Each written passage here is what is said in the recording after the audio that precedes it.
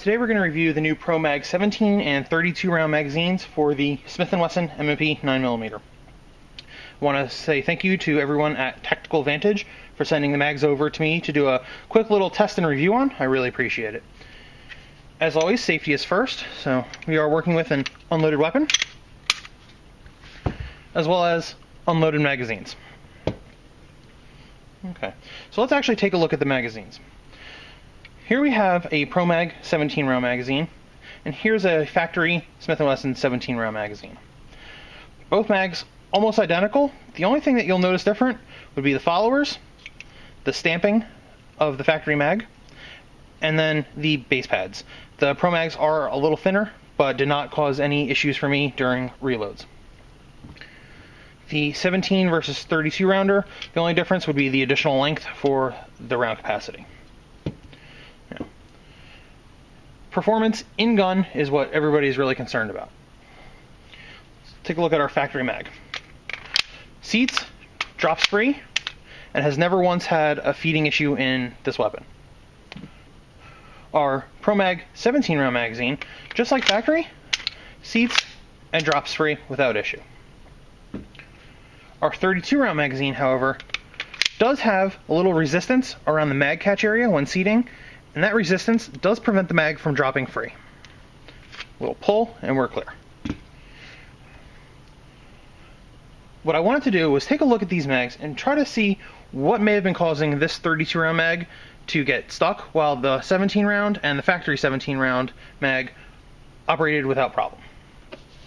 So what we did was we took some calipers and did some measurements on the width and depth of the magazines and came up with some numbers. Our factory 17 round magazine was 1.26 by 0.85. Our 17 round ProMag was 1.27 by 0.83. And our 32 round ProMag was 1.29 by 0.83. I believe it was this 1.29 front to back depth that's causing that mag to stick while everything else is dropping free.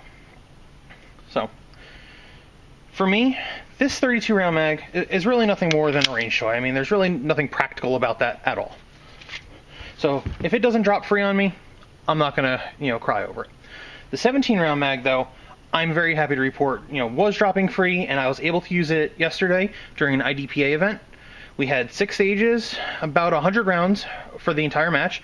That was my main magazine for every stage, and not once did it fail. It dropped free every time. I'm very happy with it. One thing to note about the 32 round magazine, and you'll see it in the shooting video that is coming up, is that you can actually fit 38 rounds in the tube. When you compress the follower that far, the rounds do get a little loose and will rattle, but they do feed without a problem. When you back it out to its advertised 32 rounds, the bullet stack is identical to the 17, nice and tight, no rattling. And again, fed without issue. When we do the live fire portion of this, you'll see that both mags fed, again, without problem. They locked the slide back when the mag was empty and functioned as I would expect from a factory magazine.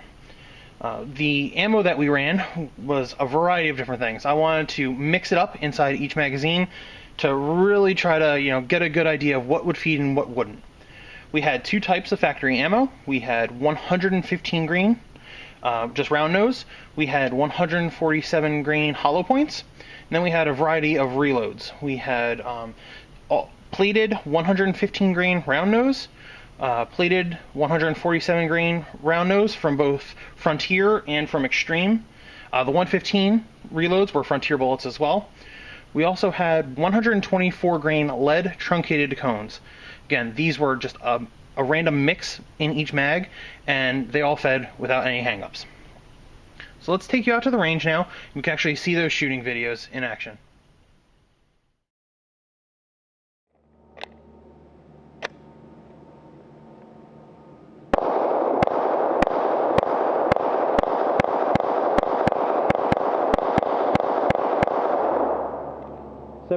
Slide lock back. Mag drops free. Everything's looking good so far. Okay, so after a quick loading session of random rounds again, we have a full 32 stick. Let's go have some fun.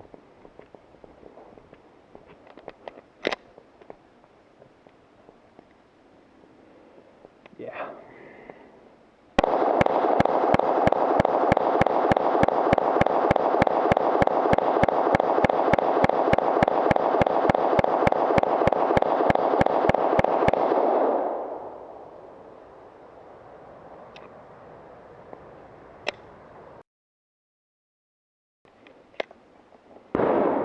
Oh, fun stick.